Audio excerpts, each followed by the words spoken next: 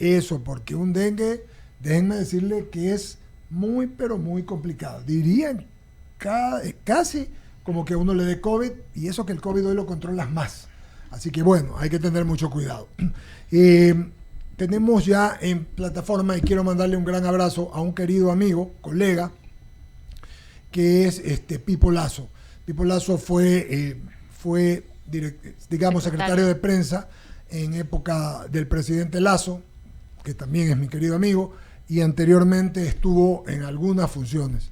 Y Pipo escribió un libro que tuvo la bondad de enviármelo, muy interesante, y es una persona que constantemente está haciendo análisis político. Por lo tanto, mi querido Pipo, ya habíamos quedado en hablar mucho, tener una entrevista contigo y con mi panel. Pues te saludo, gusto de verte y de saludarte. La pregunta de rigor: después de la primera vuelta y habiendo dos extremos claros, polarizados, te queda una franja entre los dos. ¿Cómo hacer para que esa franja vote por uno o por el otro? ¿O cómo no hacer para que ello suceda? Me refiero en el caso de que uno no quiera que vayan para no perder, u otro para ganar, ¿no? Gusto de saludarte, bienvenido en 99, mi estimado y querido amigo Pipo Lazo. Muchas gracias, un abrazo a todos y gracias por la invitación. A ver, la campaña tiene una particularidad, que es que el 88% de los votos ya fueron a uno de los dos candidatos, y entonces es un trabajo distinto al que en otras ocasiones, que consistía en cosechar voto de otros candidatos para subir. Por un lado hay el voto de Leonidas Issa, que según vemos en investigación puede ir a un lado o a otro. No es verdad eso de que ese voto se va directamente a Luisa González por afinidad ideológica. Hay gente, hemos visto, por ejemplo, sector urbano, Quito, los propios comunidades de Chimborazo y de varios sectores ya se han pronunciado en contra de la posición de Leonidas Issa, quien parece haber olvidado todo el maltrato y lo que hizo Rafael Correa con los indígenas. Sí, señor. Por lo tanto, ese es el un voto. Y ahí hay más de 5 puntos. Eso es más de 500,000 de votos en disputa. Son un montón. Luego hay una votación de Andrea González, que también es interesante. Ella combina el voto villavicencio, digamos, el voto de anticorreísmo duro, con el voto ambientalista de donde ella proviene. Ese voto creo que tiene más posibilidades de ir hacia Daniel Noboa que hacia Luisa González, por una serie de estas razones, ¿no? Y luego también vemos que hay, incluso dentro de los votos de Luisa González y de Daniel Noboa, la posibilidad de que gente que votó por el uno pueda migrar en segunda vuelta al otro. Es decir, hay un voto blando que no obedece a la polarización, sino a que el candidato o candidata me está proponiendo cosas que me atraen, o el otro candidato no me propone nada interesante. Hemos visto, por ejemplo, en ambos casos que hay un nivel de rechazo. Ven que en el caso de Noboa le está faltando un poco de liderazgo, le falta proponer qué es lo que va a hacer, un poco lo que decía Osvaldo Moreno, cuál es el plan para los próximos 4 años, qué nos propone. Y en el caso de Luisa González hay una serie de elementos de rechazo debido a la corrupción del correísmo, al vínculo con el pasado, al vínculo con el formato Venezuela y el socialismo, al riesgo de la dolarización, del uso de las reservas. En fin, hay algunas cosas flotando que también le generan rechazo. Entonces, me parece que todos esos factores van a jugar. Ahora, para eso hay que trabajar con mucha prolijidad lo que ahora llamamos la microsegmentación, es decir, ¿qué mensaje le envío yo al joven urbano marginal de la sierra? ¿Qué mensaje le envío yo al joven votante de Andrea González? ¿Qué mensaje le envío a la mujer de la Sierra Centro del sector rural? Entonces son distintos públicos con mensajes adaptados a cada público y también adaptados a cada una de las redes que esos públicos usan. Unos son, es muy distinto el TikTok del Facebook o el Twitter, aunque el Twitter yo le doy, o X ahora, le doy poco valor en términos de voto, porque allí hay gente que ya tiene su opinión formada y electoralmente es poco rentable. Querido Pipo, queda clarísimo, y te pregunto la misma forma esquemática que has hecho. No se lo pregunté a Osvaldo, pero te lo voy a preguntar a ti. Las personas que por un rechazo, sea de un lado o del otro, sea al correísmo o sea a novoísmo, votaron nulo y que anteriormente tuvieron ocasión de votar por algún otro candidato, Henry Cucalón, Enrique Gómez, cualquiera que se llame, ¿no? Tabaqui, cualquiera que se llame, y tienen ese rechazo, ¿pueden ser rescatables para uno, para el otro, para uno o para otro, o definitivamente van con la campaña del nulo, como lo ha dicho Unidad Popular, por ejemplo? Ese es un voto un poco más difícil, ¿no? El voto nulo específicamente es un voto de rechazo al sistema, es un nihilismo político duro, y entonces es un poco más difícil conquistarlo. Y el voto blanco es un voto que me importismo, digamos, de desconexión con la política. A mí no me importa. El voto blanco eventualmente me parece que es un poco más conquistable porque en segunda vuelta puedes apelar a la responsabilidad y al riesgo que puede correr el Ecuador y entonces tratar de buscar esos votos. Sí es posible, un poco más complejo, pero sí, es un voto que también debería atacarse porque ahí hay algunos puntos en juego también, ¿no?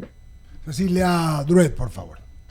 ¿Cómo está, estimado Pipo? Yo quería preguntarle acerca de las estrategias comunicacionales que debe tener cada uno de los partidos de acuerdo a sus debilidades. Hemos visto un escenario donde ADN en primera vuelta se fortaleció mucho en redes sociales, pero tal vez en poco territorio. Y tenemos por otro lado a Luisa González, que ha hecho mucho más territorio y no ha tenido la misma presencia en redes sociales. ¿Qué deben hacer cada uno y qué mensaje deben enviar? Bueno, siguiendo la línea de reflexión anterior, uno tiene que identificar dónde están los nichos de votos que quiero conseguir. Y entonces debe juntar la actividad digital con la actividad territorial. Es decir, hay que ir donde quiero conquistar votos. Si quiero voto de la Sierra Centro, hay que darse una vuelta por las comunidades de Cotopaxi, Tungurahua, Chimborazo, y desde allí producir el material digital para amplificarlo a más comunidades y a más votantes, ¿no? Lo digital resulta siempre un gran amplificador. Yo me reúno en una comunidad con 200 personas, pero si lo pauto bien, lo dirijo bien en redes sociales, puedo hacer que lo vean 100.000 personas. Entonces, me parece que esa combinación de acción territorial con digital es lo que deben hacer. Siempre con el mensaje claro que es ¿qué te propongo para que sigas conmigo? En el caso de Daniel Noboa, o ¿qué propone Luisa para decir no vayan con él porque yo les propongo otra cosa? Y hemos visto en las últimas votaciones también por regiones una decisión muy clara, ¿no? Tenemos un mapa dividido claramente. ¿Qué usted cree que pueda cambiar algunas provincias, vamos a decir, de bando o de partido? No sé si como provincias, yo no diría que eso, digamos, eso históricamente viene siendo así, ¿no? No es muy distinto lo que pasa de lo que pasaba cuando había el PRE, por ejemplo, ¿no? La misma votación periférica, costa y tal, era del PRE, antes de la concentración de fuerzas populares y luego la captó el correísmo. Entonces, no veo tan provincial, digamos, el voto. Lo que sí hay es estos dos espacios, anticorreísmo y correísmo, que uno puede decir 30 puntos cada lado, 25, 30, lo que sea, y en la mitad hay un 30%, 40% de voto que no es ni lo uno ni lo otro y que va a votar por lo que me propongas, por lo que a mí me preocupe, qué vas a hacer para mi seguridad, para que tenga empleo, para mi futuro. Y en base a eso y al rechazo al otro candidato es que puedo seguirte, ¿no? Y una última pregunta por mi lado. ¿Cómo afecta al presidente Daniel Noboa el conflicto que está teniendo hoy con el alcalde Alquiles Álvarez? Bueno, en general, yo creo que es más sano para el presidente salir de las peleas políticas, ¿no? Yo, como ven por mis canas, tengo muchos años haciendo esto y recuerdo mi primer cliente que fue el Yamil Mawad en la campaña de alcalde del año 92, su primera campaña de alcaldía, que la manejé. Ya ahí en investigación veíamos que la gente decía que está cansada de la pelea entre los políticos y que lo que quiere es soluciones. Y también ahí trabajé con un gran estratega que ya murió, que es Ralph Morphin, y Ralph nos decía con su estilo anecdótico, política no es pelea de box, no gana usted por noquear rival, gana por seducir y ganar voto de la gente. Es decir, nadie va a ganar por noquearle a Aquiles o Aquiles a Novoa. Va a ganar aquel que sea capaz de conquistar tu voto. El voto de los jóvenes, el voto de las mujeres de urbano marginales, el voto de la gente que quiere soluciones y quiere un futuro. Muchísimas gracias, Jaime. Gracias, Cecilia. Pipo, un placer tenerlo por acá. Justamente lo que usted acaba de decir, ¿no? La percepción en un momento dado hace que A o B quiera votar por usted o influye en que usted vote por A o por B. La percepción. Y en ese análisis, hoy en día se habla de que la percepción es que Luisa González está haciendo un mejor trabajo que Daniel Noboa en campaña. Esa es la percepción que se siente. ¿Qué tanto influye en la votación que queda? Porque digamos que ese 88% está definido y falta todavía ese 12% más que está indefinido y que podría cambiar de bando o podría manifestarse, digamos, por el mismo, una de las dos opciones. Pero la pregunta es, ¿qué tanto hoy esa percepción que se siente va a influir en esos votantes? Bueno, yo no estoy tan seguro. Yo creo que es una percepción del sector informado, de nosotros, que vemos más presencia de Luisa, más actividad de campaña. Ella la tiene un poco más fácil, y que hemos visto también al gobierno todavía como reseteándose después del chubasco que significó el no ganar en primera vuelta como habían pensado. Pero hay que ver qué es lo que pasa abajo. Fíjese, por ejemplo, lo que pasa con la votación de Isa. Salieron inmediatamente a decir Isa, a activarse y a jalar el voto hacia Luisa, e inmediatamente le salieron unos cuantos dirigentes indígenas, ¿no? Carlos Chango del Mushugruna y las comunidades de la Confenay en Chimborazo y Lourdes Tibán y líderes jóvenes indígenas y otra gente a decirle, no, nosotros no vamos a ir con Luisa porque el correísmo hizo tal, nos dijo empleadas domésticas, nos maltrató, mandó a matar a algunos líderes nuestros, etcétera, etcétera. Entonces, todo eso no sabemos qué está pasando ahí abajo. El problema que tenemos frecuentemente los informados es que leemos ese país de los informados y no sabemos qué pasa ahí abajo. Yo tengo la impresión de que abajo todavía la pelea es peleando y el voto está en disputa todavía, ¿no? Es decir, que los errores que se le dan al presidente Noboa en su comunicación y en un número de cosas a nivel político, podría ser solamente un análisis de la parte, como usted bien lo señala, de los informados, ¿no? Es decir, de nosotros que estamos en el este. Pero en la parte de abajo a lo mejor no le interesa, es decir, lo que pase con Sacha o lo que pase con los chalecos. Lo que quiero yo es salud, comida y empleo. Es lo que busca la gente de abajo, me refiero. Eso, no sé si ese es el punto que usted lo analice.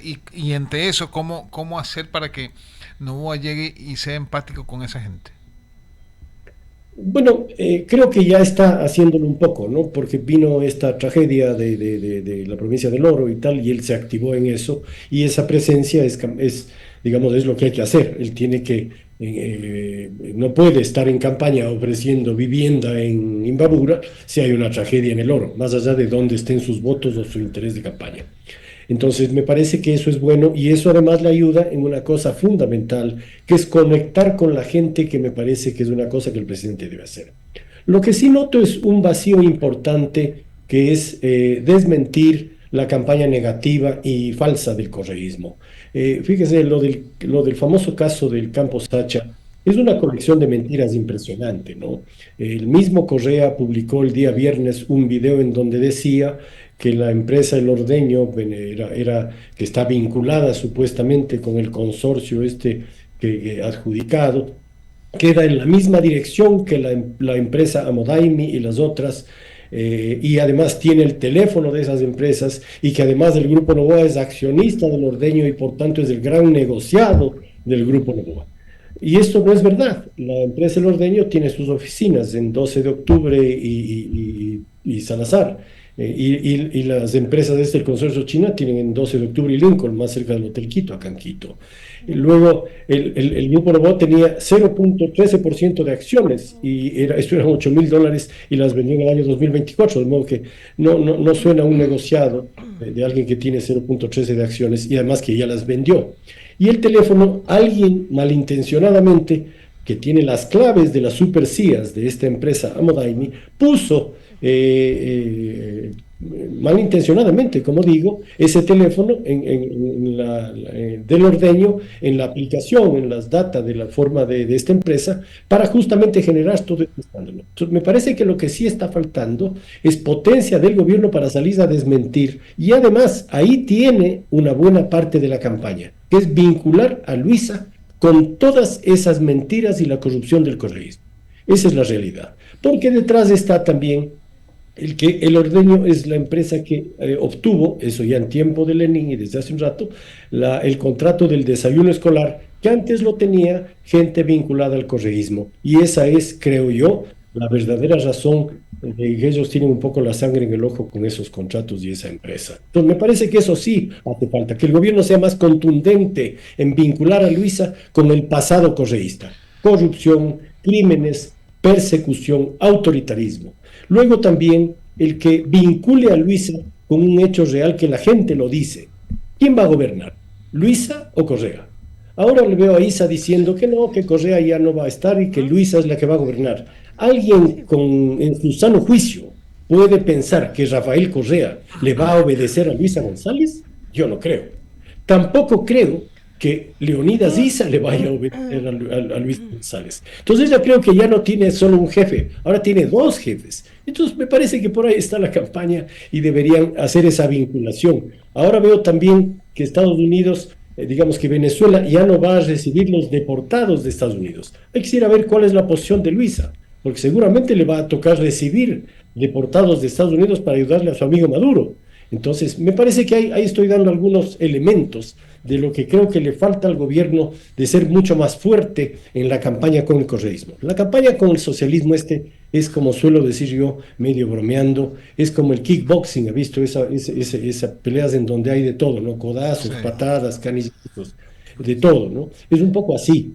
Okay, una pelea dura, una pelea fuerte en donde ellos juegan muy feo, con mentiras, con escándalos falsos, con una operación gigantesca de trolls y voceros que ellos tienen para generar todo ese clima negativo, y ese clima negativo, esa pelea en el lodo, siempre les beneficia. Entonces el gobierno tiene que desmentir categóricamente y mostrarle al mismo tiempo al país por qué quiero seguir 4 años más, por qué tenemos que seguir trabajando. Propuestas y no ataques es lo que la gente busca en un momento dado, que solucionen los problemas, más que una pelea. Le doy el paso a Carla Escobar, que tiene más preguntas para usted, Pipo. Adelante, Carla. ¿Cómo está, señor Lazo? Buenos días. Yo voy a discrepar con usted en algo. Yo creo que a la gente todavía le gusta la confrontación y que lo que ha sabido hacer muy bien el grupo correísta es ser otros los que confrontan con Noboa. Y Noboa lo que no ha sabido hacer bien es buscar con quién confrontar, y se ha puesto como niño malcriado a confrontar con los que no debería, y para mí ese es el principal problema, porque esta tensión que hay entre el presidente de la República y el alcalde de Guayaquil, a todos a nivel social, político, cultural, deportivo, en todas partes usted la escucha. Porque de una u otra manera le están dando, elevándole la categoría a Aquiles Álvarez a candidato a la presidencia en algún momento al ponerse el tú a tú con el presidente. Y eso es, ¿o no cree usted que es la primera falla que ha cometido Daniel Noboa? Pero no veo discrepancia en lo que usted me dice. No, sí, porque usted dice que a la gente no le gusta la confrontación, que desde aquel momento no. Yo creo que le digo que a la gente sí le gusta la confrontación, la gente le gusta la gente que pelee. No sé, podríamos debatir eso si es verdad o no. Yo lo que digo es, más allá de que el morbo a la gente, las emociones negativas nos mueven a todos, ¿no es cierto? Y eso es un elemento humano natural. Pero debajo, pregúntele a esa misma persona que está viendo cómo pelean Aquiles con Noboa, si eso le trae alguna solución o si eso le parece bueno para su vida. Y le va a decir, no, yo quisiera que me solucionen mi problema. A eso me refiero. Ahora, en lo que tiene total razón es que el presidente no debe pelear él, porque él está mucho más allá de la pelea con el alcalde. Es lo que decía, él tiene que desconectarse de esa pelea, y si alguien del partido quiere pelear, bueno, algún perro de presa que lo haga y se agarre en la pelea. A mí eso me parece, más allá de si le guste o no a la gente, o a unos sí o a otros no, me parece que le hace mucho daño a la campaña del presidente. Eso es lo que quiero decir. Más allá del gusto subjetivo o no de la pelea, me parece que no le hace bien, porque no deja ver las propuestas que son lo que le va a traer los votos. Yo le voy a hablar como abogada en libre ejercicio. Yo En primera instancia voté por el candidato Noboa cuando ganó la presidencia y soy una persona que ha dicho que no va a votar por él nunca más en la vida. Y alguien me decía, ¿y por qué no? Porque no me he logrado convencer en su mandato de que hace las cosas de manera legal. Yo siento y lo igualo a la categoría correísta. Entonces, ¿usted no cree que en el Ecuador también ha crecido con fuerza el antinoboísmo al igual que el anticorreísmo? Porque como abogada a mí me molesta ver que podrá, o sea, yo no tengo la culpa de que él haya elegido mal a su vicepresidenta, por ejemplo. Pero me molesta que venga una señora que dice ser ministra de Trabajo, que dice ser ex jueza laboral, y resulta que le pone un artículo y la sanciona por un artículo que no existe. Que se archiva desde la Asamblea Nacional una ley y el señor viene y le dice que no importa y la publica. Entonces, ese tipo de cosas y abusos ha hecho que los que en algún momento creímos en él, los que en algún momento pensamos con él, hoy en día nos dé la sensación de que el señor está en el mismo papel de lo que ya no queremos. Entonces, ¿no cree usted que los que lo condujeron a este punto a él, o si él voluntariamente quiso manejarse así, han sido los grandes culpables de que los números hoy en día estén con décimas o por no decir empate técnico según las encuestas? Sí, yo he sido muy crítico del presidente, si usted me ha seguido un poco. Me consta, Pipo. Fui crítico en octubre y noviembre. En noviembre fui muy duro con el manejo de la crisis energética. Dije allí que él debería salir y enfrentar eso. Dije una serie de cosas.